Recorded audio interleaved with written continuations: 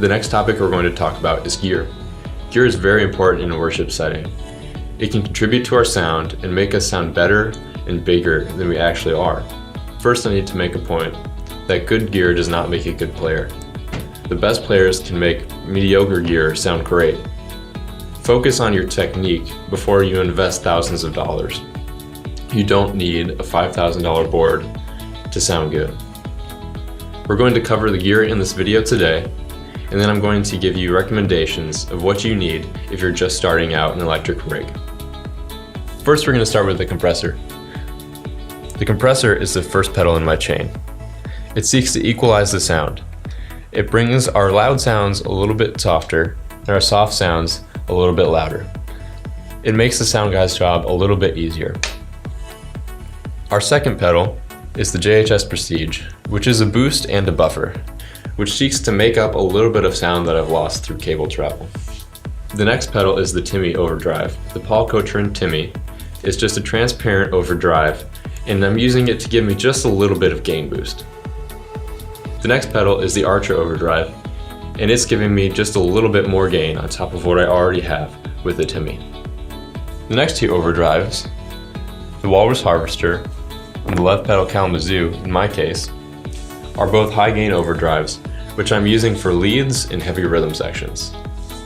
This red pedal is just a boost. It gives me more gain when I have to do a solo and makes my volume louder. After the overdrives, I have a volume pedal. The volume pedal is great for swells as well as controlling your volume on stage. In this setting, it's very important to be able to turn your guitar off in a second, such as when a pastor comes out on stage. And the volume pedal really helps to make that transition a lot easier. After the volume pedal, the signal is fed into my modulation section.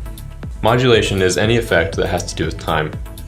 In this case, I have the Eventide time factor as my delay, and the Strymon Big Sky as my reverb. After my modulation section, it's fed into the Walrus Luminary. The Walrus Luminary is an octave generator and makes my swells sound better. All of my effects are controlled by a looper pedal. The looper pedal makes it easier for me to select which effects I'd like in a given song or a given part of a song. And the modulation section is controlled by this Disaster Area MIDI looper. This makes it so that whenever I need to switch a song or a tone, I can at max hit 2 buttons to get there. Today the amp I'm using is the Jackson Scarlett 30. The Scarlett 30 is a version of the Vox AC30. It provides a chimey yet overdriven sound and is a great all-around worship amp. The guitar that I'm using today is the Duesenberg Star Player. Star Player is a semi-hollow guitar with a humbucker in the bridge and a P90 in the neck.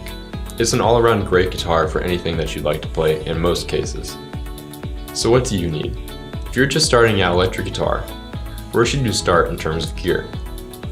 I'd say that there are a few basic items. For your pedal board, there are a few things that you need. First is a compressor. A compressor will really help your sound. From there, I'd say you need at max 2 overdrives, but definitely 1. Something like the Timmy for low gain and the Harvester for high gain might be a great place to start. After that, you should have a volume pedal.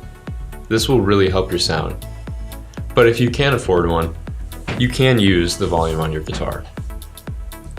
From there, some type of delay or reverb will really help. Now it's worth noting that some of these pedals are pretty expensive, and you don't need to spend that much. You can actually find a lot of these pedals used online for pretty good prices. We'll include a list of suggested gear in the description below. Starting out, you don't need an expensive amp such as the Jackson Ampworks. Something such as the Vox AC15 is a great starting point.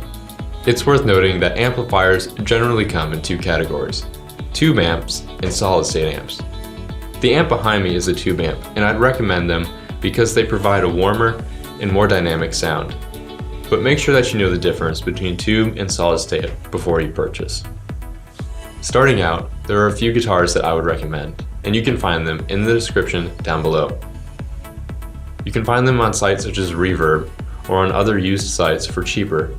One easy way to make your guitar better is to upgrade the pickups. brands such as Seymour Duncan or Porter are good places to start. The reason I suggest doing this is because upgraded pickups are going to sound better than the stock pickups that come in your guitar. There are two configurations of pickups that you will find in your guitar. The first is a single coil. I have it here on my neck pickup. It's generally chimier with a more brittle sound and is great for clean tones. The second is a humbucker. It's actually a little like two single coils wired together. This removes the hum associated with single coil pickups, and it also provides a heavier and more gainier sound in most cases. Hey, thanks for watching this video, and we hope that you found it helpful. Remember to check out our other videos in this series.